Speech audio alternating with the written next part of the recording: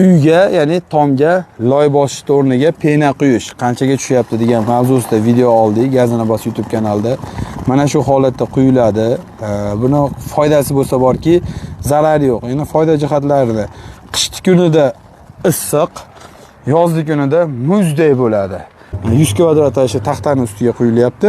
200 kvadrat manaqa beton plitani ustiga quyilyapti. Endi buni hop tagiga nima solinadi deganlar uchun hop manaqa qora qog'oz, xohlovchilar bo'z, ya'ni o'sha latta, xohlovchilar oddiy qog'oz bersalar ham bo'ldi. Nimaga endi oddiy qog'oz desalaring, farqi manaqa teshiklardan suv tushib ketib qolmasa bo'ldi. Ya'ni bu boshida jicha suyuq bo'ladi, mana quyilayotgan jarayonda jicha suyuq bo'ladi. Keyin bu narsa 15 minutda qatib bemalol ustida yursalar ham bo'ladi. Mana 15 minut bo'lgan, akamiz ustida yuribdilar.